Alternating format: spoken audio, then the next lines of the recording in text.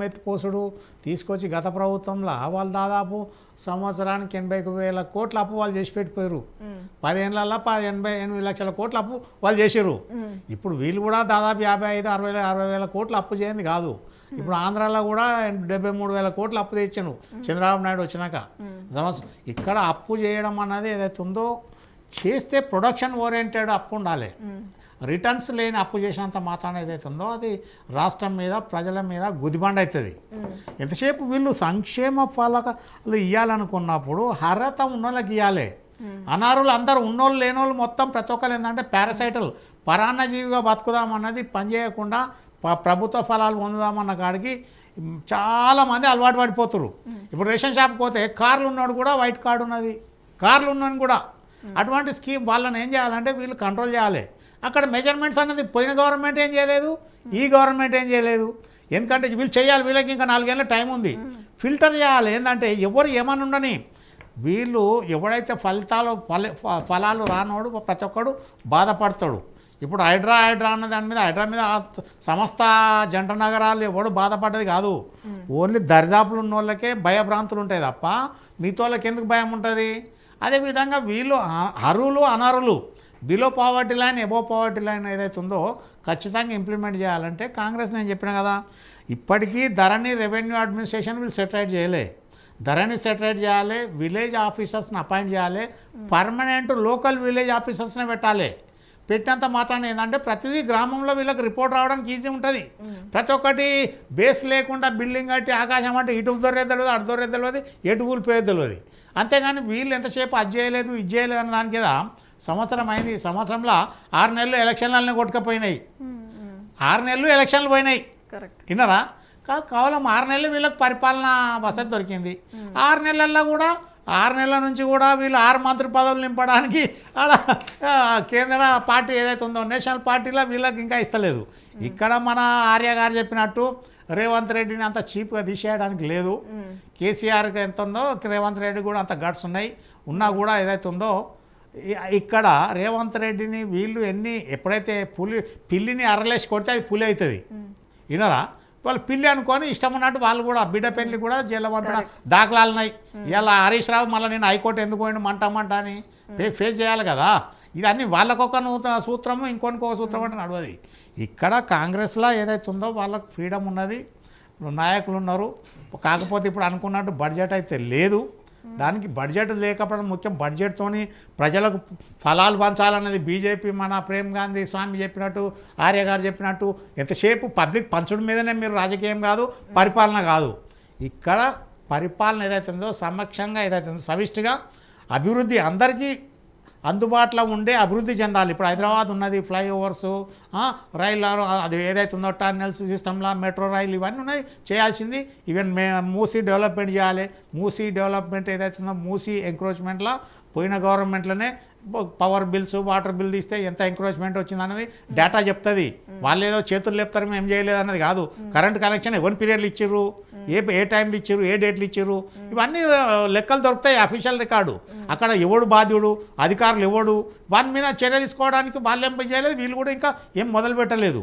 ఇక్కడ వీళ్ళు ఎంతసేపు మొత్తుకున్నా అవన్నీ విషయము ఏదైతే ఉందో కాంగ్రెస్ మీద ఎంత దుమ్మెత్తిపోసినా రేవంత్ రెడ్డి పోతాడు అన్నది. రేవంత్ రెడ్డి పోతే ఇంకొకరు అవుతారు వాళ్ళ పార్టీ, కానీ బీఆర్ఎస్కి అయితే రాదు కదా. డైరెక్ట్ గానే చెప్తున్నారు కదా, మాకు కాంగ్రెస్ తో పార్టీతో ఏం శత్రుత్వం లేదు, మాకు శత్రుత్వం ఉందల్లా రేవంత్ రెడ్డి గారితో డైరెక్ట్ గా. రేవంత్ రెడ్డితో అన్నంత మాత్రాన ఒకటి ఉన్నది అన్నది రేవంత్ రెడ్డి వర్సెస్ కేసీఆర్ నడిచింది. కాంగ్రెస్ రూలింగ్ రావడం కూడా కేవలం రేవంత్ రెడ్డి వర్సెస్ కేసీఆర్. అంతేకాదు ఏ నాయకుడు ఏ మంత్రులు వీళ్ళు రాష్ట్రం తిరిగి వచ్చిన వాళ్ళు ఉన్నారు. ఏ ఒంటి భుజాన ఏదైతే ఒంటి కాలితోని ఒంటి చేయితోని రేవంత్ రెడ్డి రాష్ట్రం కవర్ చేసుకున్నాడు. అంతేగాని ఇవాళ కాంగ్రెస్ పేరు చూసి సోనియా రాహుల్ గాంధీ వాళ్ళని చూసి ఓట్లేసింది కాదు. ఇక్కడ వీళ్ళ మీద వ్యతిరేకతతోని మైనార్టీస్ కాంగ్రెస్ పక్షాన మొగ్గి మిడిల్ క్లాస్ ఏదైతే ఉందో కేసీఆర్ మీద వ్యతిరేకతతోని వీళ్ళకి వేసిన 39 ఓట్లతో కాంగ్రెస్ రూలింగ్ వచ్చింది. అంతేగాని మన ఆర్య గారు అంటారు చూడు లొటపేట పెదకున్న ఆకాశపడ్డట్టు అది పెదవు రాలేదు నక్క తినది. వీళ్ళు పడిపోతుంది కూలిపోతుంది ఇంకెవరు వస్తారు, ఎవరు వచ్చినా వాళ్ళు వస్తారు, ఇంకెవరు వచ్చినా ఇప్పుడు రేవంత్ రెడ్డి ఆ మాటలు చెప్పి మాట్లాడితే ఇంకా కొంతమంది ఉద్యమకారులు ఆపుతుండ్రు మేడం. కూలిపోతుంది అది ఇప్పుడు రామ్ గారు చెప్పినట్టు ఇంకా పడిపోతుందేమో మనం పోదాం అందులోకెళ్ళి కాదు. చాలా మంది ఉన్నారు సోదరులు. ఇప్పుడు వీళ్ళ దాంట్లో గత 10 ఏళ్లల్లా టీఆర్ఎస్ గవర్నమెంట్లో ఏ ఒక్క మంత్రికి ఫ్రీడమ్ లేదు. హోమ్ మినిస్టర్ పోతే హోంగార్డు సీఎం బంగ్లాకి వెళ్ళి వాపసు కొట్టిండు.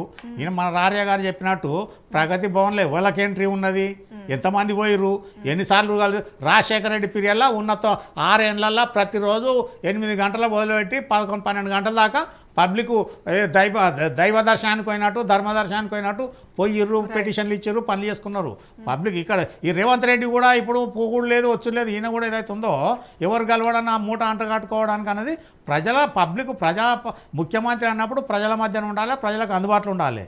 అదే ప్రజా ఏదైతే ఉందో ఆ ప్రగతి భవన్ పక్కన పెట్టి పక్కన రాజశేఖర రెడ్డి కట్టిన భవన్ ఉంది కదా అందులోనే పెట్టుకోవాలి. రోజు వారానికి 5 రోజులన్నా 3 రోజులన్నా 4 రోజులన్నా ప్రజలకు అందుబాటులో ఉండాలి. ఉంటే పబ్లిక్లో సింపతి ఏదైతే ఉంటుందో, కాకపోతే ఏదైతే ఉందో అన్నీ పెట్టుకొని అయిపోయి అనేది బ్లేమ్ చేయడం ముఖ్యం కాదు. ఇక్కడ వీళ్ళు ఫస్ట్ ధరని సెట్ చేయాలి. రాగానే 1 నెలలో చేస్తామని ప్రామిస్ చేసినాక ఇది వరకు చేయలేదు.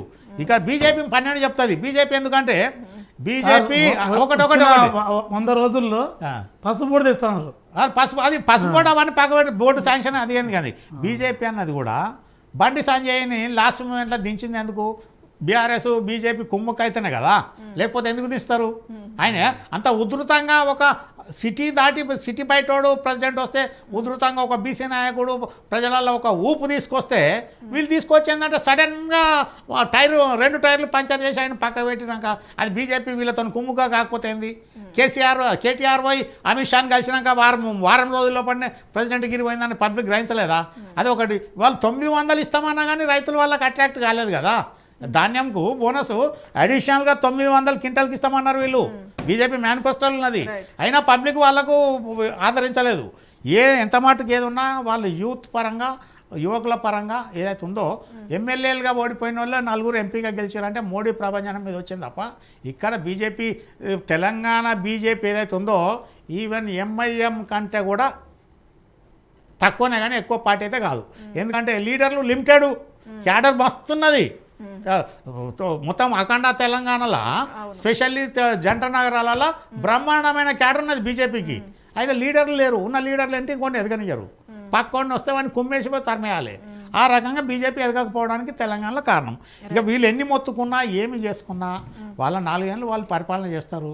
ప్రజలకు సక్రమంగా పరిపాలన చేస్తే ఖచ్చితంగా ఉంటారు. రీఆర్గనైజ్ చేయాలి. ఇక తల్లి తెలంగాణ ఇప్పుడు బోర్డు విగ్రహం పెడతారు కదా, అది చాలా పెద్ద తప్పు కాంగ్రెస్ చేసింది. ఎట్లా అంటే తెలంగాణ విగ్రహానికి ఏదైతే ఉందో తెలంగాణ తల్లి భారత మాత ఎట్లా తెలంగాణ మాత అట్లా. ఇప్పుడు ఊరు గ్రామ దేవత ఉంటుంది. పోలేరమ్మ, కాలేరమ్మ, మైసమ్మ, పోషమ్మ, కాశమ్మ, ఎల్లమ్మ, వినరా, సుంకాలమ్మ, ముత్యాలమ్మ, తర్వాత ఏదైతే ఉందో మన కాశీల వారాయి మాత, వీళ్ళంతా గ్రామ దేవతలాగానే తెలంగాణ తల్లి అన్నప్పుడు కేసీఆర్ వాళ్ళు చేసిన విగ్రహం ఉన్నది కదా, దాన్ని ఇంకా కొద్దిగా దాన్ని డెవలప్ చేయాల్సింది ఉండే.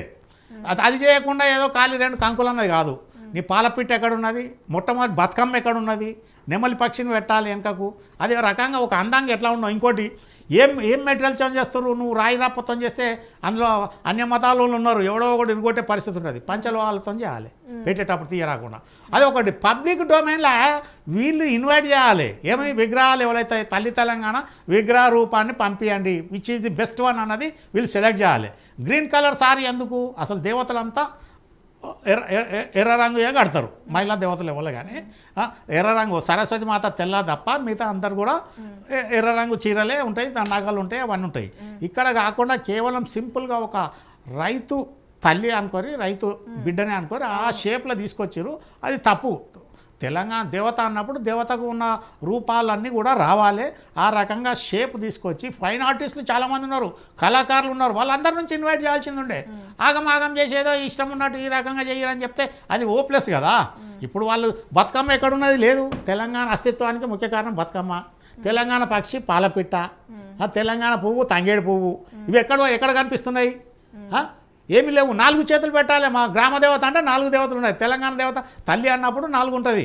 భరతమాత కానీ, తెలంగాణ మాత కానీ, ఆంధ్రమాత కానీ 4 చేతులు ఇచ్చి 4 చేతులలో ఒక దాంట్లో బతుకమ్మ, ఒక దాంట్లో పాలపిట్ట, ఒక దాంట్లో వరికంకులు, మొక్కజొన్న, ఇంకో దాంట్లో ఆయుధం పెట్టి కింద బేస్ ఏదైతే ఉన్నదో సమిష్టిగా కొట్లాడి తెలంగాణ పటం మీద ఒక పీఠం తీసుకొచ్చేయాలి. అది కూడా పంచలోహాలతో చేపించి పెట్టాల్సిన బాధ్యత ఉన్నది. కాకపోతే కేటీఆర్ మేము రాగానే తీసేస్తామని ఒక స్టేట్మెంట్ ఇచ్చిండు. అది మీనింగ్లెస్. ఆయన జాగీర్ కాదు, ఒక పబ్లిక్ అది ఒక విగ్రహం కాదు, ఏది కాదు తీయడానికి. ఇది మన బంగ్లాదేశ్ కాదు, ముజిబుర్ రెహమాన్ విగ్రహం కూలగొట్టడానికి. ఒక తెలంగాణ మాత విగ్రహం పెట్టిన తర్వాత ఒకవేళ నీకు ఇష్టం ఉంటే మంచి విగ్రహం చేపించి పెట్టు, అది నీకు క్రెడిట్ గొప్పతనం అంటారు. అదే పక్కపంటి అది ఇచ్చిపెట్టి మేము రాగానే తీసేస్తామని స్టేట్మెంట్ ఇచ్చాడు కదా, అది మీనింగ్లెస్ కదా. అంటే స్వరూపాన్ని మార్చారు కాబట్టి మేము తీసేస్తాం. అట్లా తీసేయడానికి ఎట్లుంటుంది? స్వరూపం ఉంటే దాన్ని మంచి స్వరూపం చేసి పక్కకు పెట్టు, ఏది మంచిగా ఉంటే దాన్ని చూస్తారు కదా. అటు పక్కకు పెట్టేసి నేను రాగానే స్వరూపం తీసేస్తామంటే దానికి ఒక హార్డ్ అండ్ ఫాస్ట్ రూల్స్ లేవు కదా, ఇట్లా ఉండాలన్న దానికి వీళ్ళు చేసిన తప్పు ఏదైతే ఉందో అది ఇక్కడ డిజైన్ దాని దగ్గర వీళ్ళందరి నుంచి పబ్లిక్ నుంచి తీసుకోవాల్సింది అది పక్క పెట్టేసారు. అక్కడ సారీ రంగు లేదు, జ్యువెలరీ లేదు, 4 హ్యాండ్స్ లేవు, నెమలి పక్షి లేదు, పాల పిట్ట లేదు, బతుకమ్మ లేదు, ఖాళీ ఏదో కంకి 2 పెట్టగానే సరిపోదు కదా. అన్ని విధాల అలంకరణ ఉంటేనే అమ్మవారు అందంగా ఉంటుంది. అది పెట్టకుండా ముందు ఇది తెలంగాణ వచ్చిన తర్వాత మన కేసీఆర్ గారు ప్రతిపాదించిన స్వరూపం ఏదైతే ఉందో అది కరెక్ట్ గానే ఉంది అనుకుంటున్నారా? అది కరెక్ట్, అది కూడా ఇన్కంప్లీట్ అని చెప్తున్నా కదా. అది కూడా నేను ఏమంటున్నా స్వామి అన్నస్వామి, ఇంకోటి బీఆర్ఎస్ ప్రభుత్వం ఏం విగ్రహం చేయలేదు. అది తెలంగాణ ఉద్యమం నడిచినప్పుడు జిట్టా బాలకృష్ణ రెడ్డి అనేటువంటి ఉద్యమ నాయకుడు మొదటిసారి ఒక విగ్రహం తీసుకొని వచ్చినప్పుడు దాంట్లో కొన్ని మార్పులు చేసి తెలంగాణ తల్లిదండ్రులు కానీ, కేసీఆర్ కానీ, బీఆర్ఎస్ కానీ అప్పుడున్నటువంటి టీఆర్ఎస్ ప్రభుత్వం చేయలేదు. అయ్యప్ప టీఆర్ కాదు నేను చెప్తా అట్లా కదా. ఆ ప్రభుత్వ హయాంలో వెంకటరమణాచార్య అని నిర్మల్ కళాకారుడు ఆ రూప శిల్పాన్ని ఏదైతే ఉందో ఆయన పొందుపరిచిండు. అది ఆయన ఎవరో చేయాలని కాదు, నిర్మల్ ఉన్నది యాదగిరి కాదు, వెంకటరమణాచారి దానికి షేప్ ఇచ్చింది. వెంకటరమణాచారి నిర్మల్ ఆయన ఆర్టిస్టు ఇచ్చిండు, కావాల్సిన మనకు దొరుకుతుంది. ఇక్కడ ఈ రకంగా వీళ్ళు చేయాల్సింది వీళ్ళు భేషజాలతో పెట్టగానే ఇలా రేపు వచ్చి కేటీఆర్ పెట్టాడు కదా, ఇంకా 4 ఏళ్ళు ఉన్నది కేటీఆర్కు టైము. ఒకవేళ రావాలని పబ్లిక్ యాక్సెప్ట్ చేస్తే అంత లోపల వీళ్ళు అంత తొందరగా ఇదని కాదు. ఇంకా తర్వాత మంచి రోజు ఆ రోజు సంక్రాంతిలో లేకపోతే మళ్ళీ ఉగాదికో ఏ రోజు ఆవిష్కరించవచ్చు కదా. అది విడిచిపెట్టి పక్కకు పెట్టి ఆయన చెప్పి నేనే చెప్పిన అన్నది వీళ్ళది ఏదైతే ఉందో ఒక సిస్టమేటిక్గా ప్లానింగ్ లేని విగ్రహాన్ని తయారు చేసారు. ఇప్పటికైనా వీళ్ళు ఆపుకొని ఆ విగ్రహాన్ని పక్కకు పెట్టి ఇప్పుడు మన ఆపమంటూ గౌరీ శంకర్ అనే వ్యక్తి హైకోర్టులో వేసినంత మాత్రాన కోర్టు ఏమి ఇస్తుంది?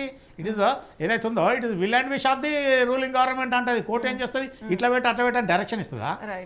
అది మతాలకు ఒకవేళ దానికి వ్యతిరేకంగా ఉంటే కోర్టు ఏదైనా ఉంటే గైడెన్స్ అది ఆబ్జెక్షన్ చెప్తుంది తప్ప ఇక్కడ ఎట్లన్నా పెట్టుకోవచ్చు. ఆ కోర్టు కూడా నువ్వు ఇట్లా అట్లా అని చెప్పడం లేదు, అది మీనింగ్ లెస్. కాకపోతే దానికి ఇక్కడ వీళ్ళు ఇప్పటి కూడా ఆ విగ్రహాన్ని ఆపేసి పంచలోహంతో తయారు చేయించి ఒక కాంపిటీషన్లో పెట్టిన తర్వాత ఫిల్పు ఇప్పుడు మన ఎక్కడ అయోధ్య టెంపుల్ ఏదైతే ఉన్నారు కదా, పాపం ఆయన ఎవరు మన మైసూర్ అతను ఆ స్కల్ప్టర్ ఎవరైతే ఉన్నారో శిల్పి చెక్కడం జరిగింది. ఇక్కడ రాతి విగ్రహం పెట్టడము తప్పు బయట, ఎందుకంటే ఇది అన్ప్రొటెక్టెడ్ ఏరియా. ప్రొటెక్టెడ్ గుళ్ళే పెట్టడము అంటే దర్వాజా మూస్తారు కాబట్టి ఆల్వేస్ ప్రొటెక్షన్ ఉంటుంది. ఇది ఓపెన్ స్టాచ్యూ పెట్టేటప్పుడు పంచలోహాలతోని. ఇప్పుడు ట్యాంక్ బండ్ మీద ఎన్టీ రామారావు ఉన్నప్పుడు ఎన్ని విగ్రహాలు పెట్టించిండు? అవన్నీ ఇప్పుడు పంచలోహాలే కదా. ఆ రకంగా వీళ్ళు ప్లానింగ్ చేయాలి.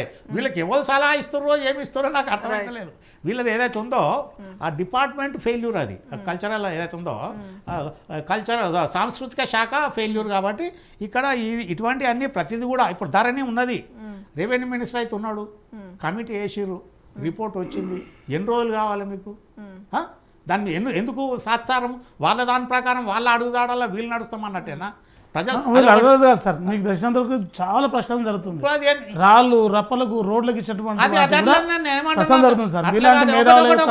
మీలాంటి మేధావుల యొక్క అనుభవస్తుల యొక్క సలహాలు తీసుకొని రాములు గారు ధరణిలా మొటేషన్ సిస్టము దాని పద్ధతి, ఆ రిజిస్ట్రేషన్ మళ్ళీ రివార్డ్ కొట్టేయాలి, పాస్బుక్లు ఇవ్వడానికి ప్రొసీజర్ ఉంటుంది, అప్పీల్ ఉందా, కొత్త పోయిన ధరణి చట్టంలో 2020లో అప్పీల్ ప్రొవిజన్ లేదు, రివిజన్ ప్రొవిజన్ లేదు, ఏది లేదు, ఏ చట్టంలో ఉండదు కదా.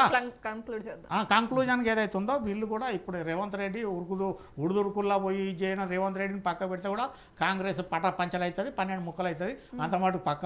అయితే రేవంత్ రెడ్డి గారు దిగిపోవడం ఒక రకంగా కాంగ్రెస్ కే శాపం అవుతుందా? 100%. ఇప్పుడు అధికారం రావడానికి వచ్చినాడు ఎవడుకుంటాడు. మొన్నటికి మొన్న మనం సజీవ సాదృశ్యం గత ఎలక్షన్లా శివసేన వర్సెస్ బీజేపీలా ఉద్ధవ్ ఠాకరే వీడిపోయి కాంగ్రెస్ తో జత కడితే ఏమైంది, ఏక్నాథ్ షిండే గండి కొట్టిండు కదా.